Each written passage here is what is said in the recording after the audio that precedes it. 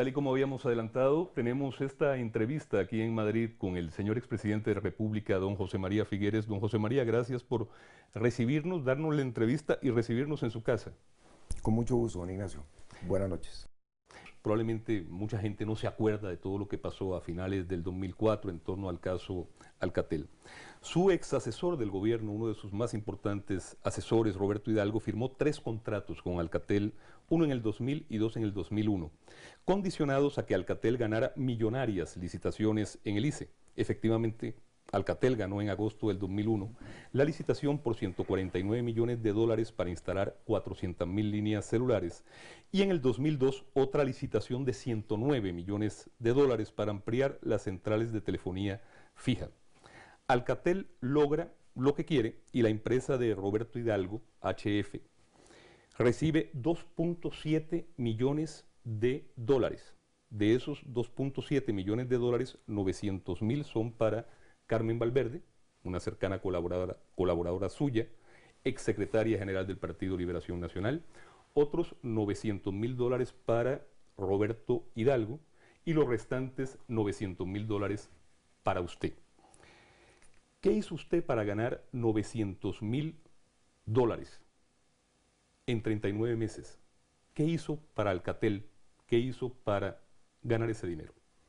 Para Alcatel, Ignacio, no hice absolutamente nada. Entonces Alcatel pagó 900.000 dólares porque usted no hiciera nada por Alcatel. No, no, señor. Explíquese. Con mucho gusto.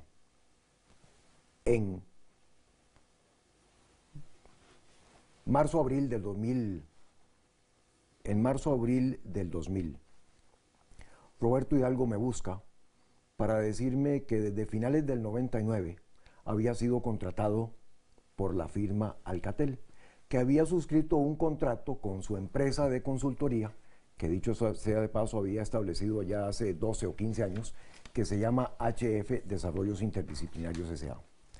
Roberto me explica que la empresa lo ha contratado para que los asesore en el desenvolvimiento económico, social y político costarricense, porque tienen interés en aumentar sus negocios en el país.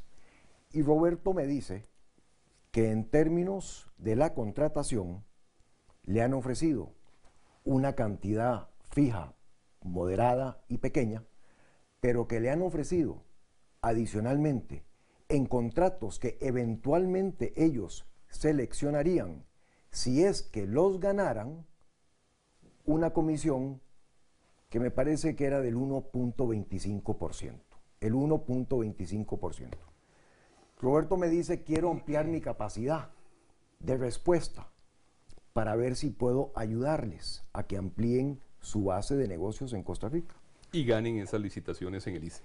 Y ganen esas licitaciones, que es la forma, objetivo por supuesto, es la forma en que se le vende al gobierno, mediante licitaciones que son públicas, claras, transparentes, donde gana el que cotiza más barato y que son supervisadas por la Contraloría General de la República. Perdóneme, don José María, en el caso de Alcatel no fueron ni claras ni transparentes, se pagaron sobornos y premios a funcionarios del ICE y han sido condenados en tribunales de justicia por eso y otros lo han reconocido.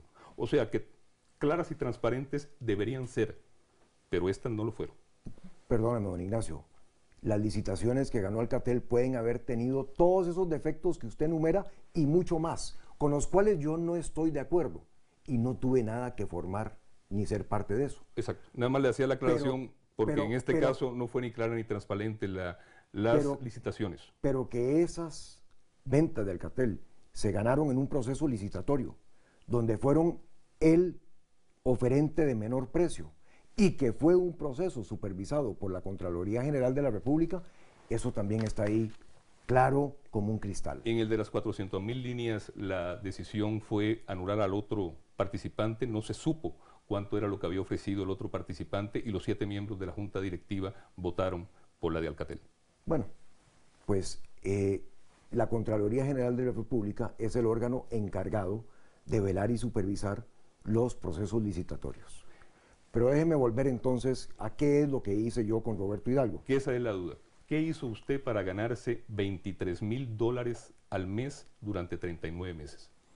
Roberto Hidalgo entonces me dice, no puedo pagarle a usted, José María, una cifra mensual, como habría cobrado y como cobro en muchas de las consultorías que doy en el campo internacional, pero a cambio de eso, si yo tengo éxito en esto, estoy dispuesto a participarlo con una tercera parte. ¿Si hace usted qué? Yo lo pensé, ya vamos a eso, yo lo pensé.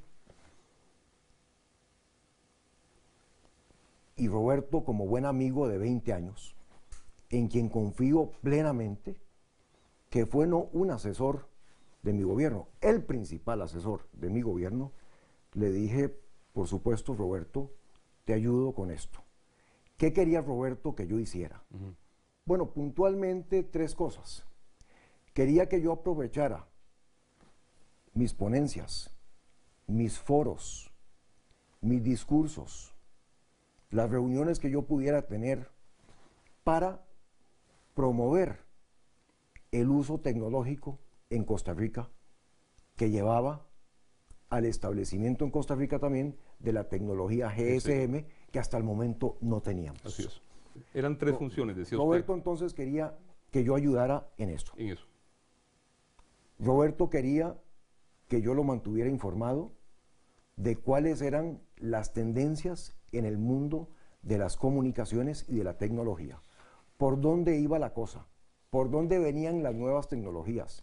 Y además quería que yo le pudiera ilustrar con los acontecimientos o con los ejemplos más vibrantes de países en vías de desarrollo que estuvieran implementando proyectos de telefonía celular. Para mí eso no me costaba mayor cosa, Ignacio. Ya yo venía trabajando en ese mundo. Lo que usted acuerda con Roberto Hidalgo, a quien usted califica como el principal asesor de su gobierno y su gran amigo, es orientarlo cuando tenga dudas sobre estos temas y usted seguir haciendo lo que ya hacía. ¿No cree que es difícil que muchos televidentes piensen que usted no movió ni un dedo para beneficio de Alcatel y para ganar esos $900.000? Ignacio, Directa y concretamente. yo pienso que en esto se han tejido también muchas historias y muchas cosas adicionales. Pero la verdad, Ignacio, es que no moví ni un solo dedo, ni un solo pelo para beneficiar a Alcatel en ningún proceso. A lo largo de 4 o 5 años de investigación profunda por todos los entes, no hay una sola prueba de que yo haya tenido una conversación, una conferencia, mandado un mensaje, escrito un documento que quisiera de alguna manera favorecer a Alcatel. Otro tema, otra cosa que tampoco hay, que usted no ha presentado hasta el momento, es una factura timbrada, un informe de labores o un contrato para justificar la asesoría por la que ganó $900.000. Efectivamente. ¿Y eso no cree usted que puede dar pie a muchos malentendidos?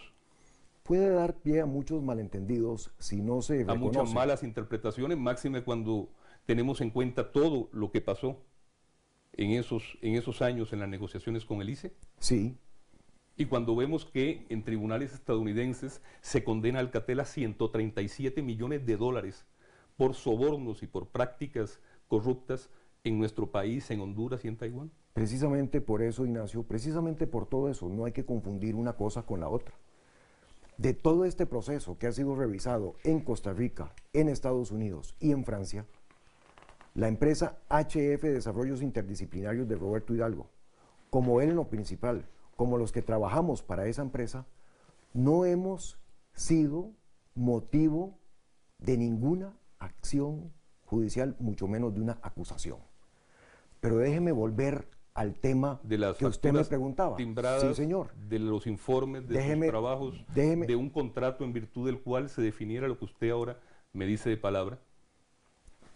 Yo con Roberto Hidalgo tengo 20 años de conocernos, Ignacio.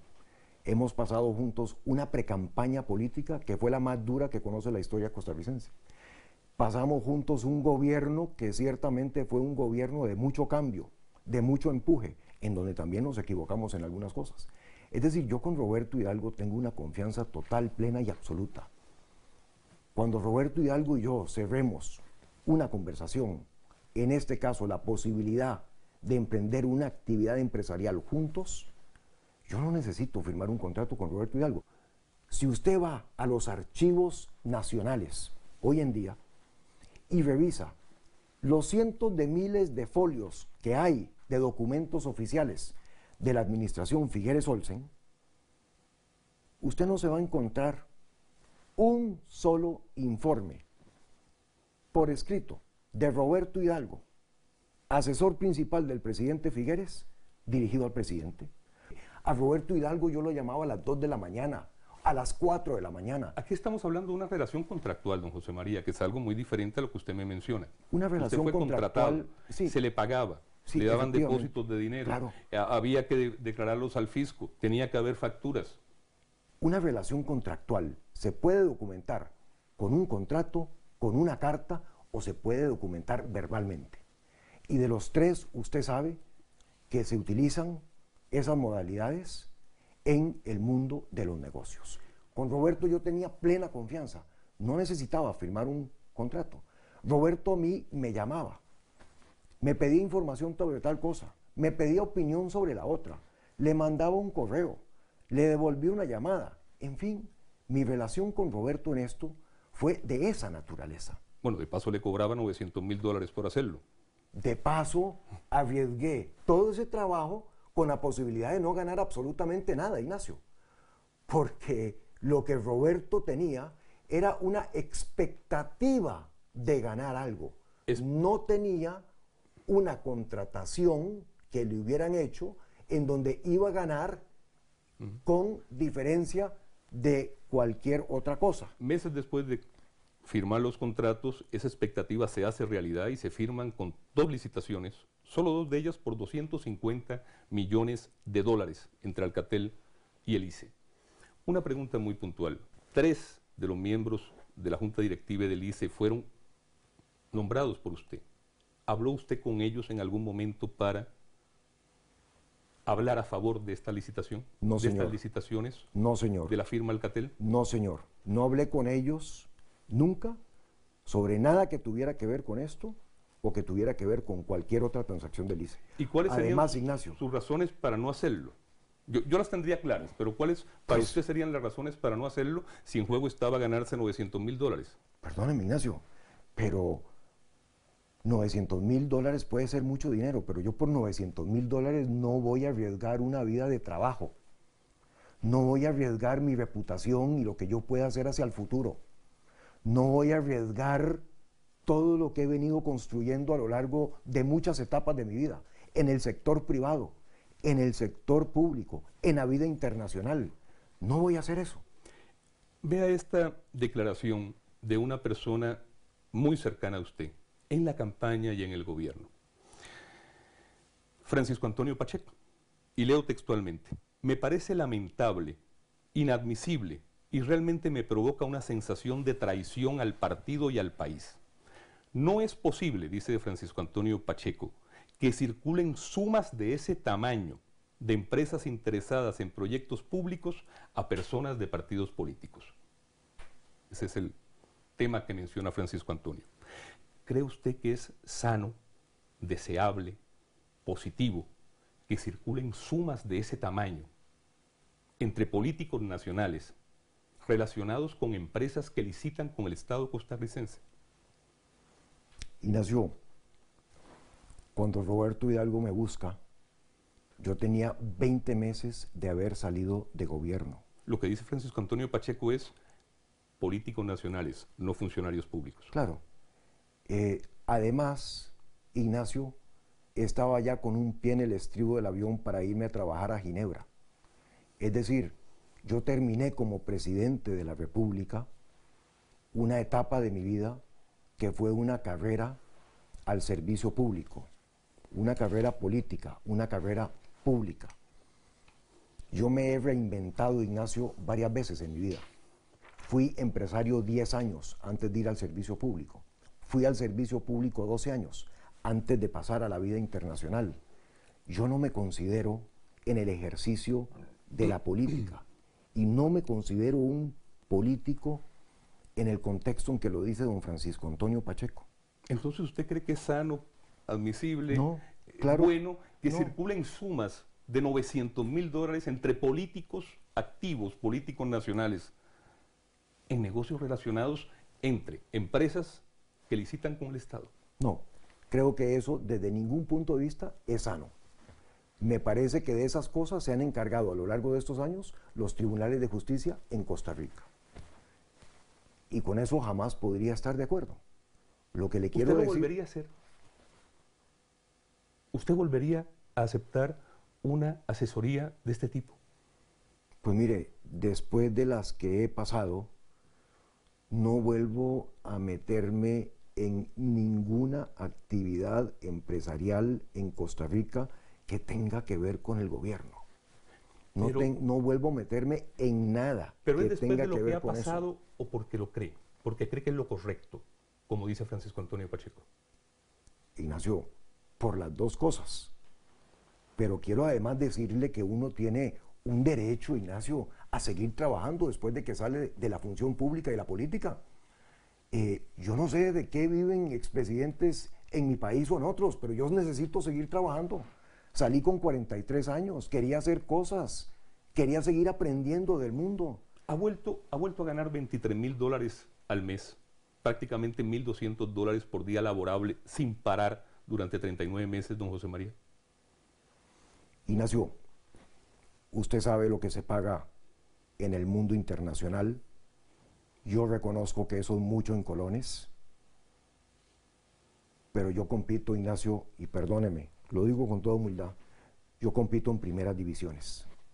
Y en primeras divisiones, esos montos y esas sumas son relativamente comunes. Don José María, en estos casos de las licitaciones de Alcatel, 2 directivos reconocieron que les habían dado pagos, sobornos, premios, por favorecer a Alcatel. Otro, nombrado por usted, fue condenado recientemente por corrupción, por lo mismo. Muchos se preguntarán, ¿por qué en los casos de ellos sí fueron sobornos y premios, y en el caso de la asesoría a doña Carmen Valverde, a usted y a don Roberto Hidalgo, un contrato aséptico, una asesoría profesional?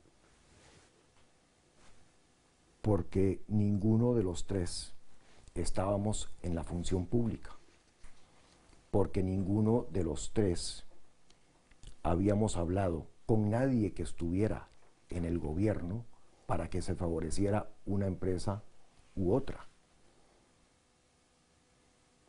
Hay maneras de hacer las cosas en la vida que es como acostumbro hacerlas dentro del marco legal. Y de ese marco, Ignacio, no me he movido. Pero igualmente, Ignacio, aquí tenemos que tener muy claro que de esa contratación que hace la firma de Roberto Hidalgo con la empresa francesa Alcatel, perfectamente no podría haber salido ni un solo centavo. Pero bueno, el En hecho cuyo es caso, que salieron. bueno, pero igualmente, Ignacio, Si no, no estaríamos acá conversando claro, hoy. igualmente don José podría María. haber sido que no salieran, Claro. que otra empresa hubiera ganado la licitación y que entonces a Roberto no le hubieran pagado y no estaríamos sentados acá. Claro. Es decir, de alguna manera, Ignacio, fue una apuesta. De alguna manera fue una apuesta. ¿Fue una apuesta también no declararle esa asesoría al Foro Económico Mundial? Mi contrato con el Foro Económico Mundial no estipula que yo les dijera qué otras actividades empresariales o no empresariales tenía. Pues eso parece que el portavoz del Foro Económico Mundial, Mark Adams, no lo tenía tan claro como usted, porque él clara y textualmente dice en el comunicado que hace el Foro Económico, José María Figueres ha presentado su renuncia sobre la base de que claramente usted ha violado las reglas del Foro Económico Mundial al no declarar que estaba contratado como consultor cuando asumió el cargo y mientras trabajaba para el foro? Ignacio, durante el tiempo que yo trabajé para el foro, tenía múltiples otras obligaciones, o trabajos empresariales y no empresariales. Le menciono dos nada más. Una es que era director en la empresa Terramark, que es una empresa muy potente de tecnología que cotizaba en Nasdaq, en la Bolsa de Valores en Estados Unidos, en donde yo tenía una participación muy activa. ¿Y le pagaban también por esa participación? Absolutamente, mi querido amigo. No solamente las dietas de director, sino que tenía stock options. Pues tenía si hubiera, opciones de acciones. si se hubiera que podía enterado del ejercer. foro, también le hubiera pedido que renunciara por eso. Déjeme ahorita volver con el compañero Mark Adams del foro. Por mencionarle un ejemplo, pero también era director del World Resources Institute en Washington, una de las organizaciones más prestigiosas en el mundo ambiental. Cuando yo viajaba para asistir a una junta directiva de Terramark o del World Resources Institute, pues, informaba en el foro, voy a participar en esta cosa, voy a aquella reunión de junta directiva. No, mire, Ignacio, yo tenía múltiples ocupaciones mientras estaba en el foro. Ignacio, Mark Adams, léame por favor otra vez lo que dijo. Se lo doy acá. Este es el documento. Léamelo, por favor. José María Figueres, y aquí está el documento oficial, lo encontré, Sí. que manda el Foro Económico Mundial. No es Mark Adams en este caso, es el documento oficial, se lo doy para que lo lea. Es este párrafo, lo voy a traducir y usted me dice si hay alguna incorrección en la traducción. José María Figueres ha presentado su renuncia sobre la base de que claramente había violado las reglas del Foro Económico Mundial al no declarar que estaba contratado como consultor cuando asumió el cargo y mientras trabajaba para el foro. Eso es lo que oficialmente dice el Foro Económico Mundial. Otras declaraciones de Mark Adams era: tienes que declarar cualquier otro ingreso, y él no lo hizo. Bueno, Ignacio, ¿usted sabe quién me sacó del Foro Económico Mundial? Según esta declaración fue usted, por no haber declarado ese ingreso. No, Ignacio, la persona que me sacó del Foro Económico Mundial es usted, don Ignacio. ¿Cómo? Usted me sacó del Foro Económico Mundial y usted me sacó de muchos otros lugares, de muchas juntas directivas y de muchas otras organizaciones. Pero ¿cómo yo, don José María? Usted, don Ignacio, fue el primero en lanzar la noticia. Sobre esa noticia se montaron otros medios costarricenses. Pero eran hechos sobre incuestionables. Sobre esos otros hechos medios que lo hacen a sus amigos juzgarlo a usted antes de que los hechos sean noticia, No, como en el perdóneme. caso de Marcos Vargas. No, perdóneme, don Ignacio. Los hechos por los cuales en aquel momento fui denunciado, el tiempo ha llegado a corroborar que no sucedieron, porque yo nunca actué fuera del marco legal. Pero cuando en aquella ola que se monta en Costa Rica, que usted, mi querido don Ignacio, es el propulsor de eso. Que yo presento, pero déjeme nada más mencionar terminar, que presento esos Ignacio, hechos ya eso y lo pasó. volvería a hacer, Bueno, don José perfecto. María, porque creo que son hechos de incuestionable interés público. Perfecto. Cuando usted arranca con eso, se montan sobre eso los otros medios en Costa Rica, sobre eso se montan los medios internacionales. Ignacio, le voy a contar lo que pasó dentro del foro. El primer día, Ignacio, yo reúno a toda mi gente y les explico con claridad cuáles han sido mis actuaciones. Y de todos, recibo el más absoluto y contundente apoyo. El segundo día, ante el asalto de noticias, algunos en el foro empiezan a pensar, esto nos va a salpicar, esto nos va a afectar.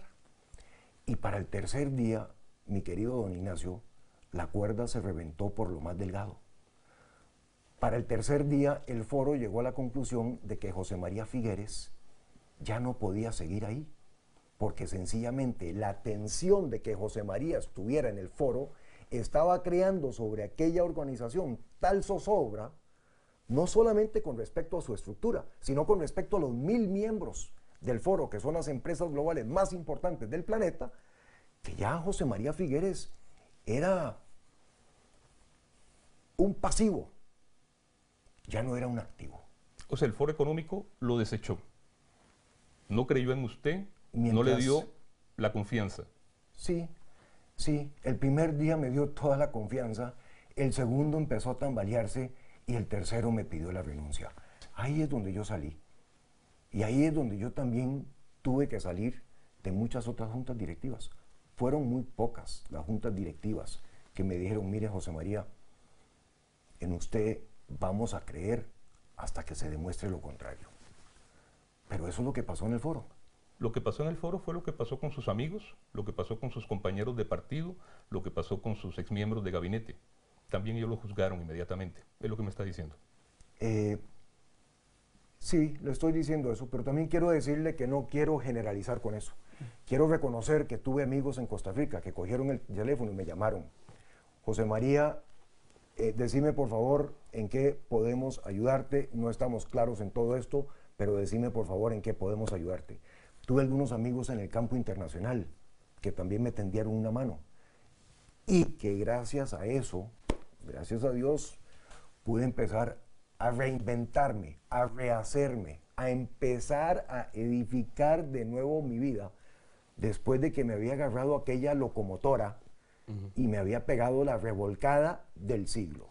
Sobre lo que usted dice de haber sido juzgado por algo que no cometió, días antes de la publicación, un gran amigo suyo, compañero de su gabinete y además su representante en ese momento en el directorio político de Liberación Nacional, días antes de la publicación, él le envía una carta donde dice que ayer fui enterado por Roberto Hidalgo sobre su relación laboral y contractual con Alcatel.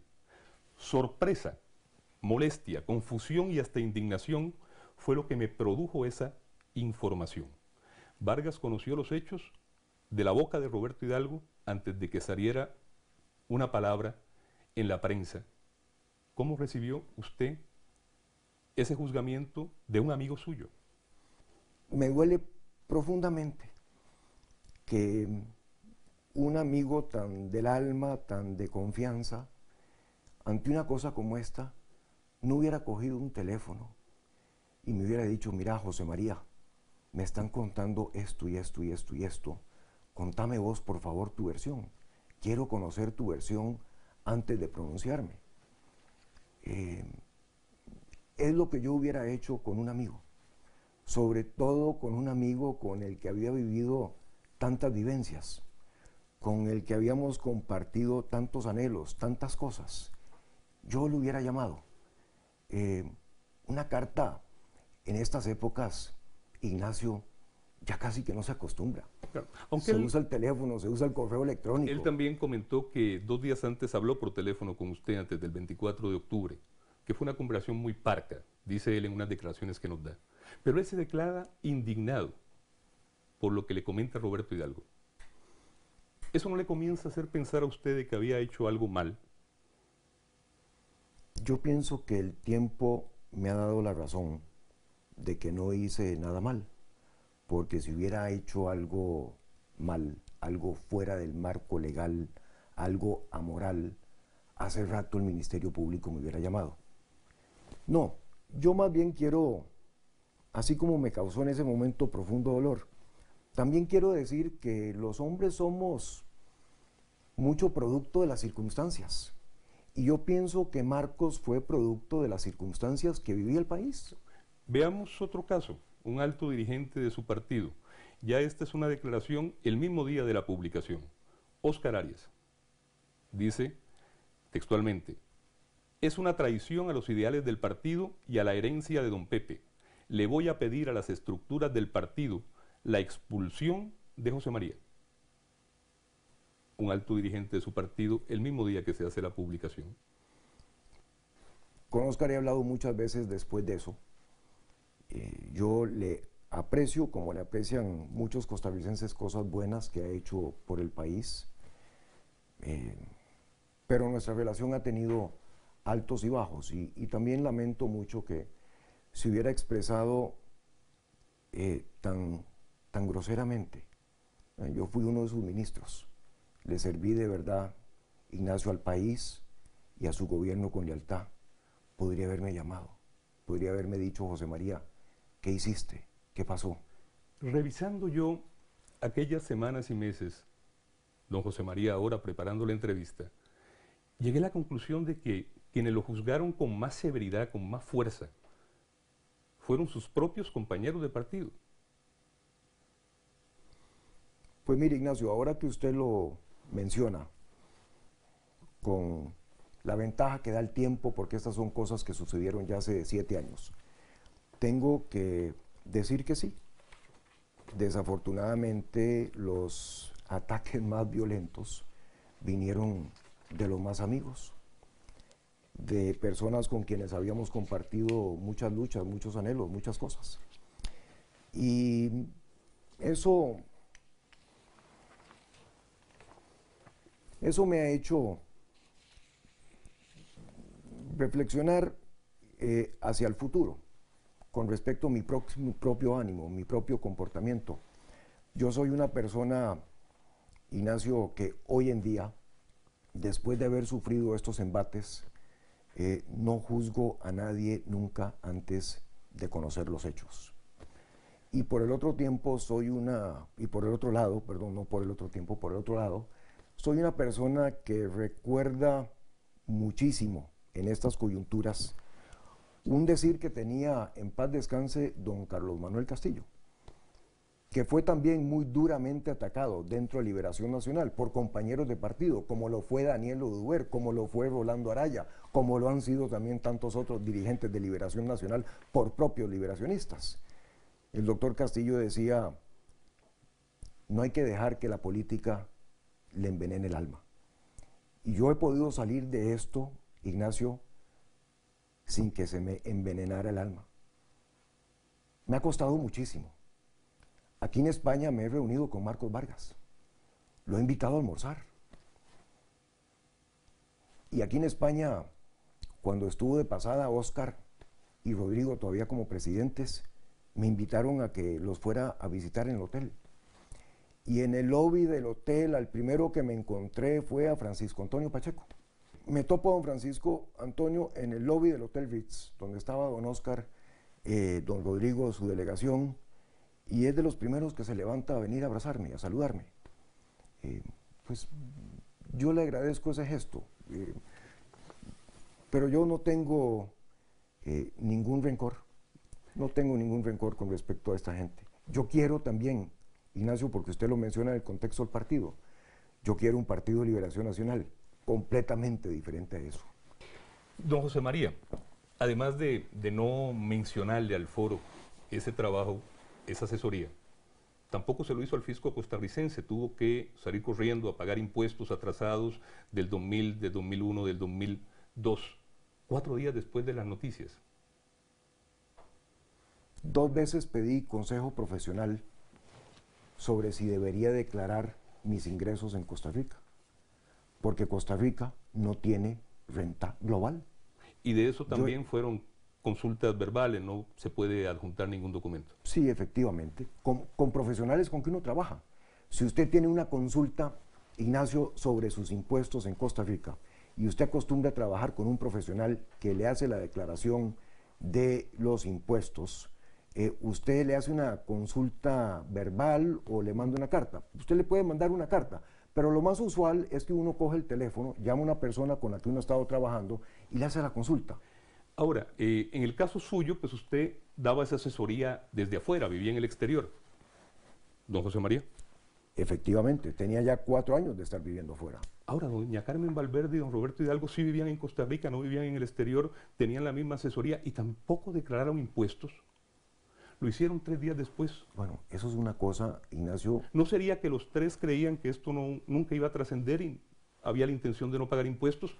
Digo yo, podría pensar algún televidente. Podría pensarlo, Ignacio, pero en mi caso particular, yo recibí esos dineros en una cuenta del Banco Nacional de Costa Rica, a nombre de José María Figueres.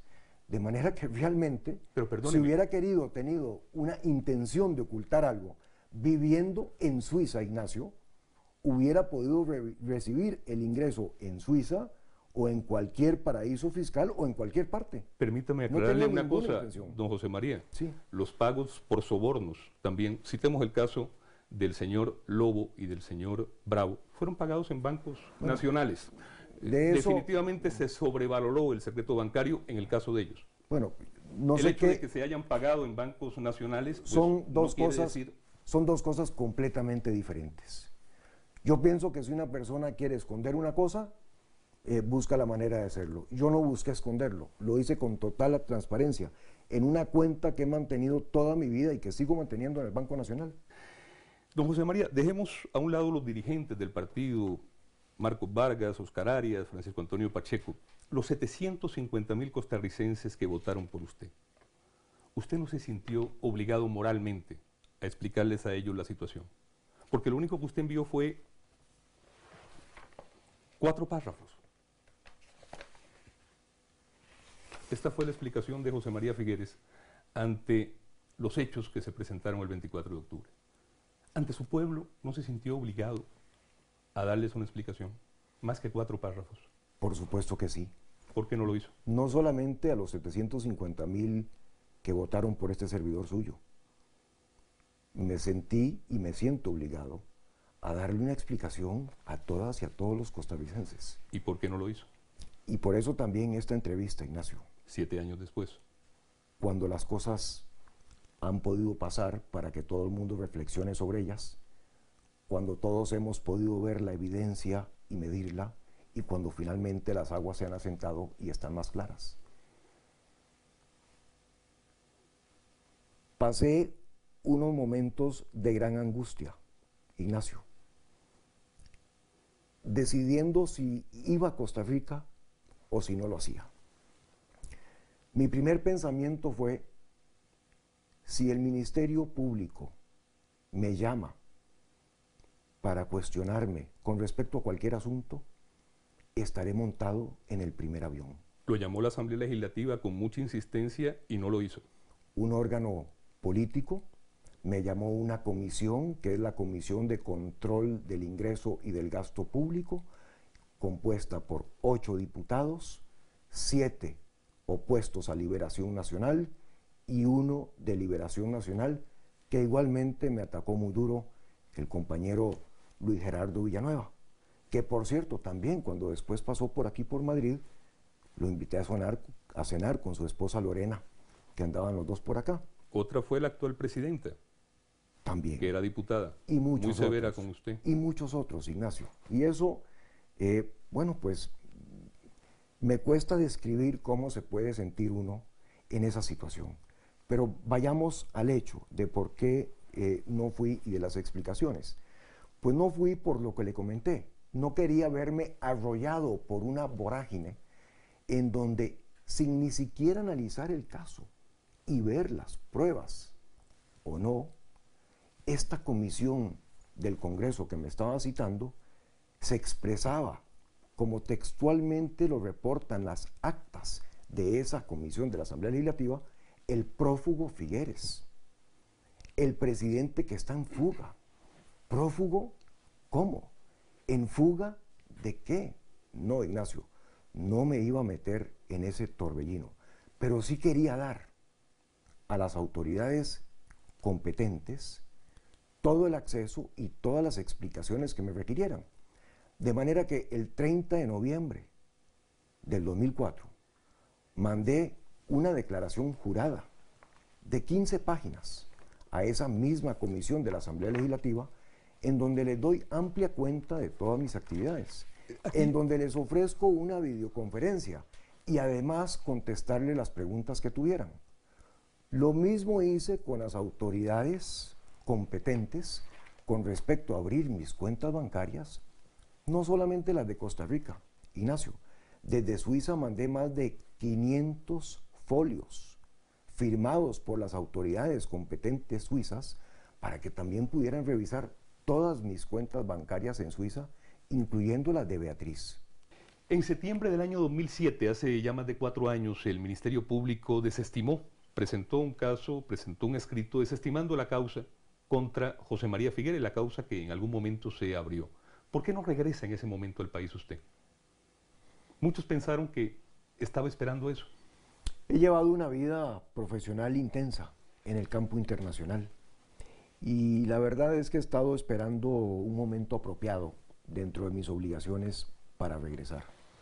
Por otro lado, Ignacio, también quería dar un tiempo para que se terminaran de asentar las cosas. Claro que tengo muchísimas ganas de volver a mi país. ¿Cómo no voy a tenerlo? Por Dios. Pero de alguna manera mi ánimo hoy en día está mucho más sereno, mucho más tranquilo. Me parece que las cosas en Costa Rica también. Y estoy buscando, Ignacio, la primera oportunidad para regresar. Pero déjeme nada más hacer un pequeño paréntesis porque me parece que es importante. Usted mencionó la fecha de septiembre del 2007 en que el Ministerio Público dijo que contra José María Figueres no había nada.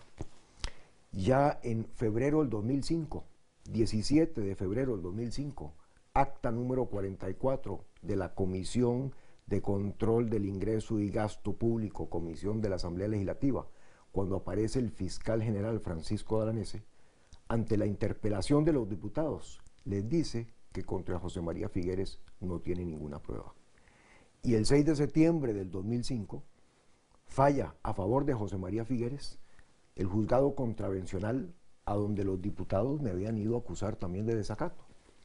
Y durante ese tiempo también el Ministerio Público termina de revisar todas mis cuentas en Suiza y en Costa Rica sin encontrar absolutamente nada.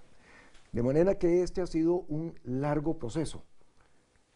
Pero por supuesto que celebro que al final de este proceso todas las instancias hayan venido revisando cada una de mis actuaciones para llegar a las conclusiones que llegaron, de que nunca actué fuera de lo legal. 7 años después, don José María, vemos, guardando las distancias, cada caso es diferente. Miguel Ángel Rodríguez renunció a la OEA y fue a Costa Rica a dar la cara. ¿No se arrepiente de no haber ido? Ignacio, 7 años después, con la tranquilidad con que se pueden ver estas cosas, lo primero que quiero hacer es pedirles perdón a las y los costarricenses que se sintieran defraudados por el hecho de que yo no fuera en aquel momento. Y quisiera al mismo tiempo que esas y esos costarricenses me comprendieran que en aquel momento yo estaba absolutamente seguro de que si regresaba, se me iba a tratar de la peor manera, sin merecerlo y sin que hubiera prueba en mi contra.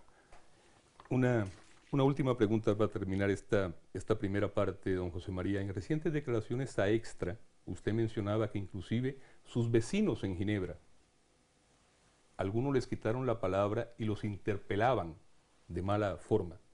Y decía usted que eso lo hizo aprender mucho de la naturaleza humana. ¿Qué ha aprendido José María Figueres de la naturaleza humana en estos 7 años? Muchas cosas. He aprendido a tener paciencia, porque por supuesto que anhelo volver a Costa Rica.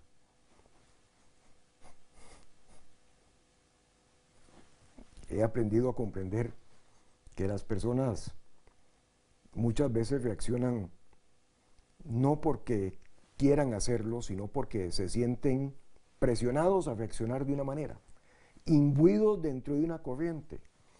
Yo estoy absolutamente convencido de que muchas de esas y esos compañeros de Liberación Nacional que hablaron lo que dijeron de mí, no lo hubieran hecho si no se hubieran sentido tan presionados por el ambiente que había en el país. Pero Ignacio, a la par de eso, es que déjeme por favor intentar describirle gráficamente por lo que yo pasé.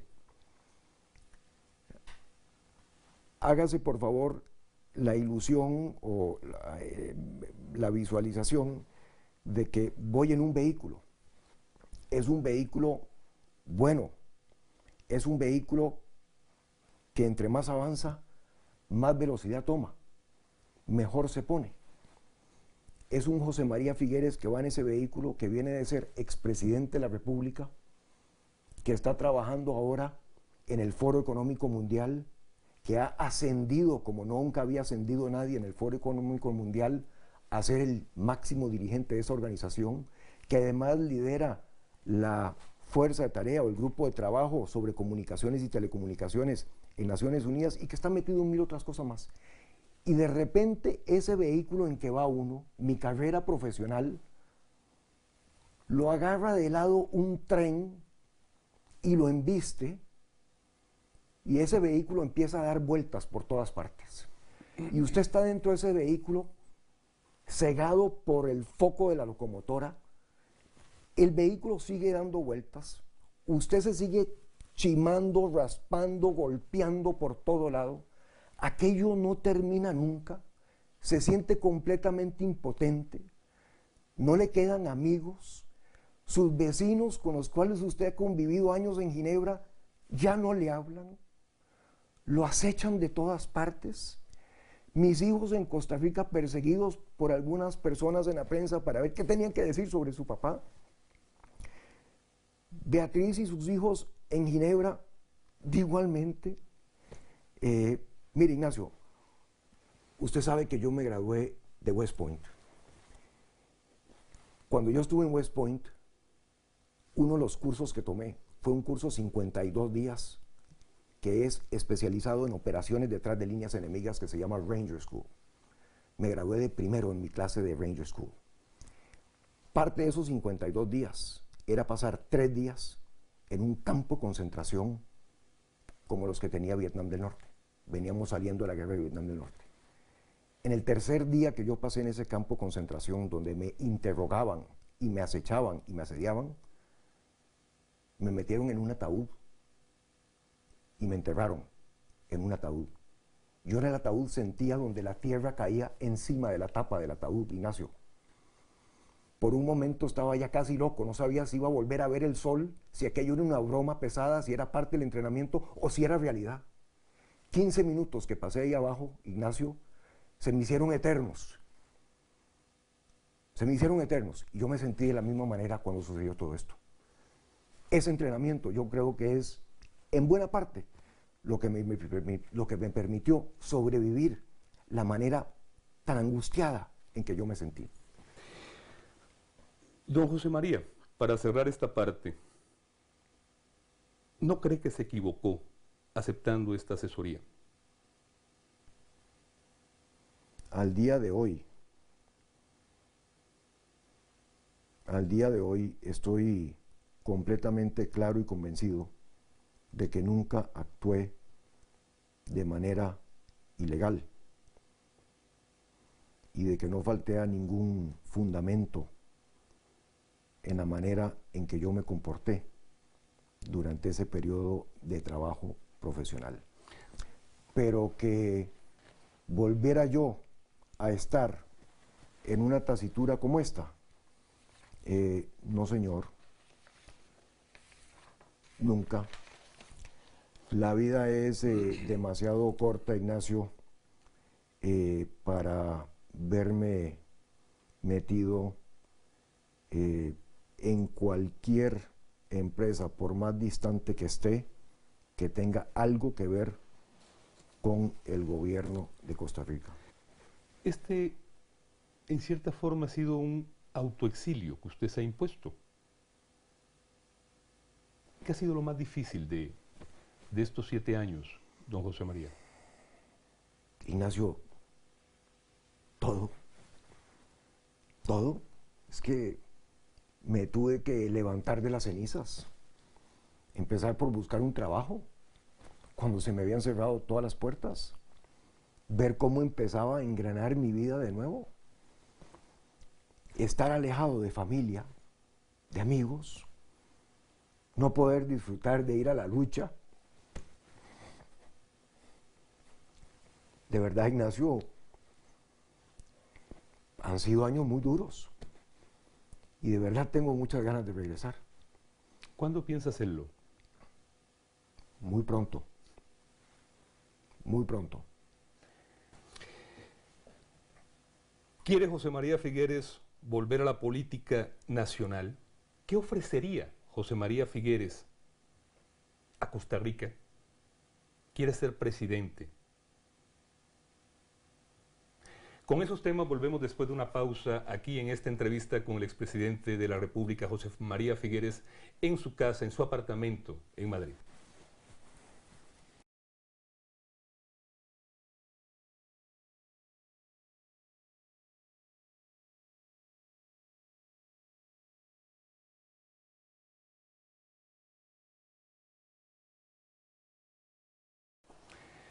Continuamos en esta segunda parte de la entrevista con don José María Figueres aquí en su apartamento en Madrid. Don José María, hace poco usted, porque en estos 7 años prácticamente no ha participado, no ha dicho, no ha opinado sobre temas nacionales, pero sí mandó una carta con ocasión de los 60 años de fundación del Partido Liberación Nacional. Voy a leerle un fragmento. Usted escribió, por cierto, haciendo un símil con el software, y entonces habló de Liberación 2.0. Y decía que en la marcha hacia el nuevo Partido Liberación Nacional debemos introducir mejoras para que los virus que se nos metieron en el camino los podamos extirpar. ¿Cuáles son los virus que se metieron en el camino de Liberación Nacional y que hay que extirpar según José María Figueres? Yo pienso que como partido dejamos de tener una clara visión del país que queremos tener. Que nos hemos quedado mucho más en la jugada corta de las elecciones, de los puestos en el gobierno, de cómo se hace todo eso, donde somos una gran máquina electoral, pero hemos dejado de profundizar en las oportunidades que tiene el país. Por otro lado, Ignacio, siento que uno de los virus que se nos ha metido es el virus de la falta de formación y capacitación de líderes políticos. Porque a las nuevas generaciones hay que también ayudarles en la formación política. Es que es demasiado importante como para no hacerlo. Un doctor se va a formar para ser doctor, un ingeniero también. Ignacio, usted ha estudiado periodismo para ejercer su profesión. La gente que va al servicio público, ¿cómo es eso de que no se va a formar? Bueno, pues eso me parece que es una responsabilidad del partido. En fin, esas son las cosas a que yo me refiero. Y lo hago en ese símil porque a mí me parece que la mejor manera de celebrar 60 años es pensando en los próximos 60 años. Yo, por lo que ya ha pasado en mi vida, Ignacio, veo hacia el futuro. Me siento francamente, Ignacio, después de 10 años de empresa privada, 12 de servicio público, 11 de servicio internacional.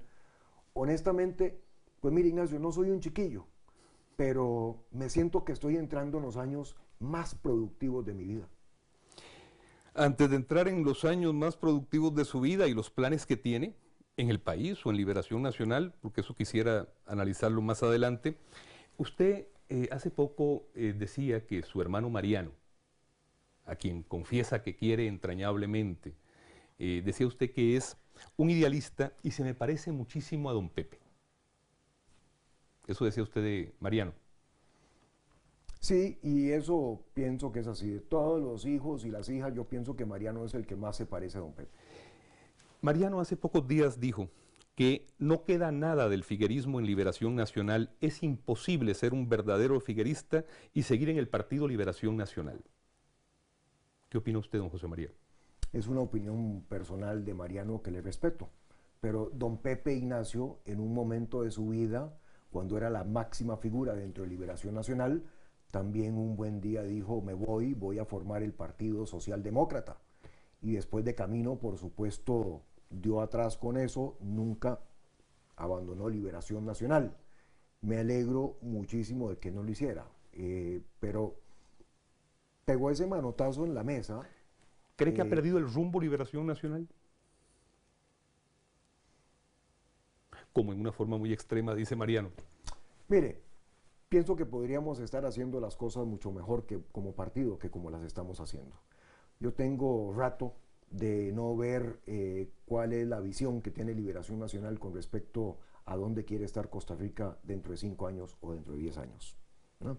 Y eso es retomar un rumbo, y eso es un poco empezar a encuadrar el desarrollo dentro de lo que nosotros como partido pensamos que debemos hacer. Eso no es responsabilidad particular de nadie en Liberación Nacional, sino que es responsabilidad de todos. ¿Piensa volver a la política en el país? Ignacio, primero que todo quiero regresar para ver a la familia y los amigos y las amigas y bueno, en fin, para volver a encontrarme con mi país. Quiero recorrer y palpar su realidad. Estoy seguro que en estos años muchas cosas han cambiado y quiero entender eso muy bien. Quiero también participar en la vida del Partido de Liberación Nacional. Ya se deben estar levantando los cañones después de lo que acaba de decir. Puede ser, pero Ignacio, ya pasamos por donde asustan. Ya pasamos por donde asustan. Oídos sordos a esos cañones. No voy a la vida del partido para codiar a ningún compañero o compañera. Voy porque pienso que tengo la madurez para ser un factor de unión.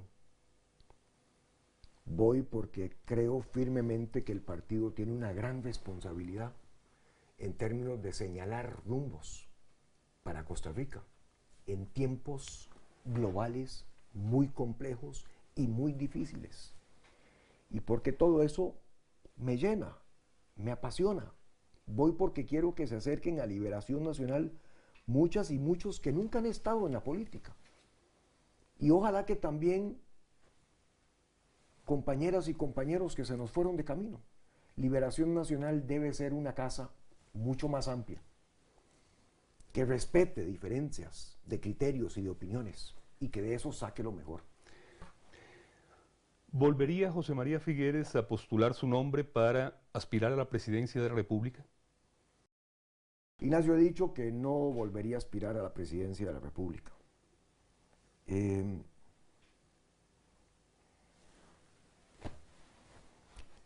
Mire, Ignacio, después de todo lo que he pasado,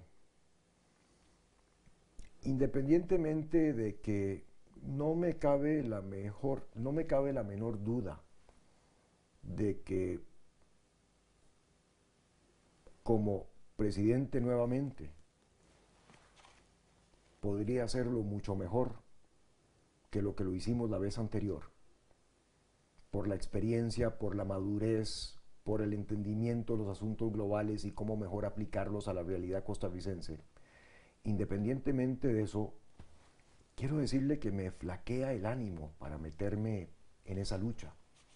¿Por qué? Y me flaquea el ánimo, Ignacio, como estoy seguro que le flaquea el ánimo a muchas y a muchos costarricenses de meterse en política.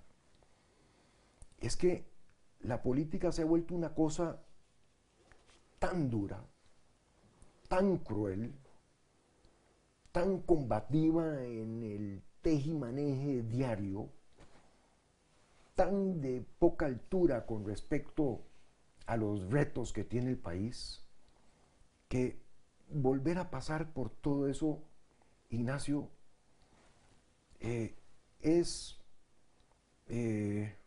pues para cualquiera que se meta, es un sacrificio enorme,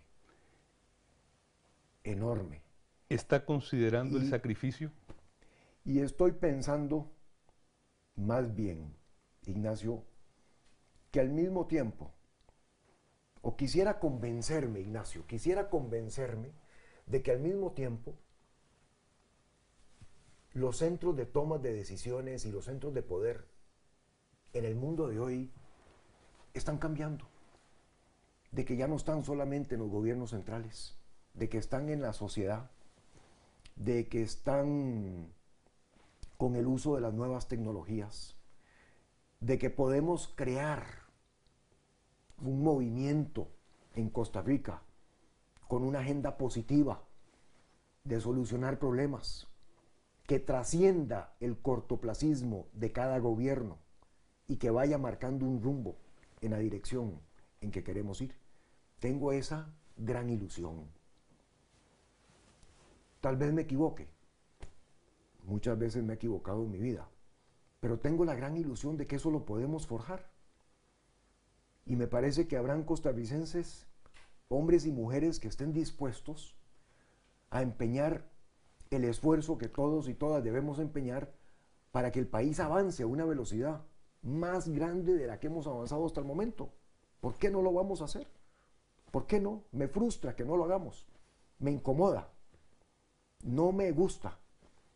Quiero ser un granito de arena en una cosa nueva, en una cosa potente, en algo que nos permita volver a sentirnos todavía mucho más orgullosas y orgullosos de nuestra Costa Rica.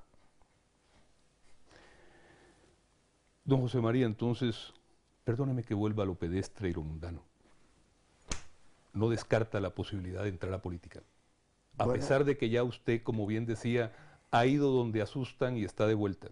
Bueno, Ignacio, con esa pregunta usted lo que quiere es que me vuelva a coger otro tren. No, don José María. Porque ya me culpó del primero. Ya me culpó del primero. Porque no me venga a poner de nuevo de conductor de una locomotora. No, porque decirle, Ignacio, que quiero ir y que voy a buscar la presidencia es otra vez metérmele a un tren.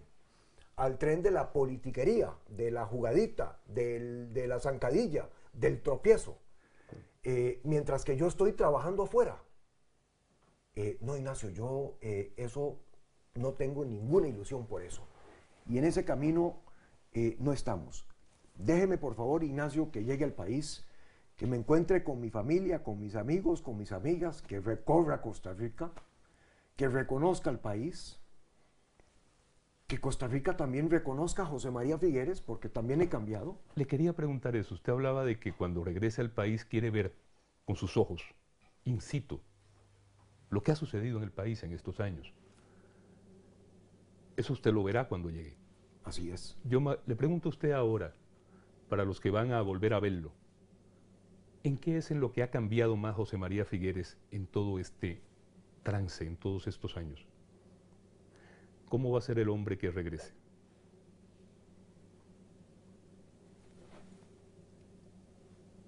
Mucho más maduro, mucho más sereno,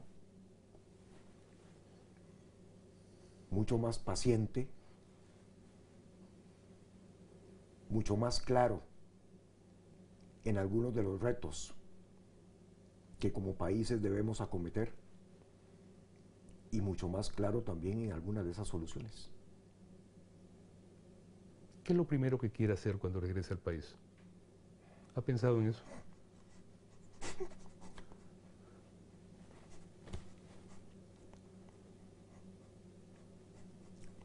Quiero hacer muchas cosas, Ignacio.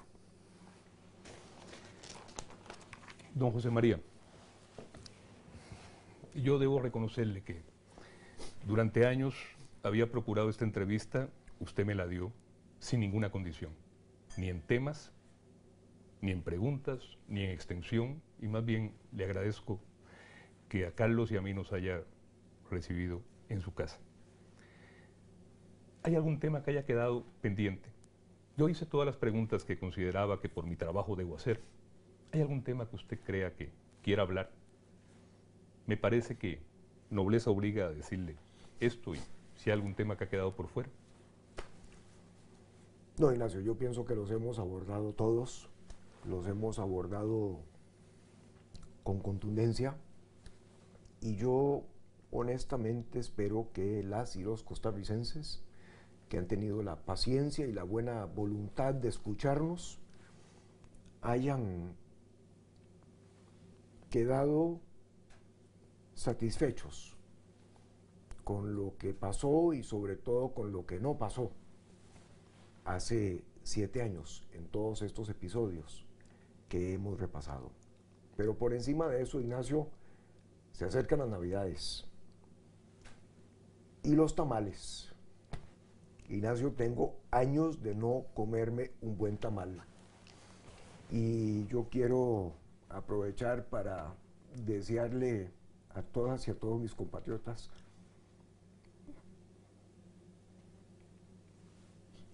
una muy feliz Navidad.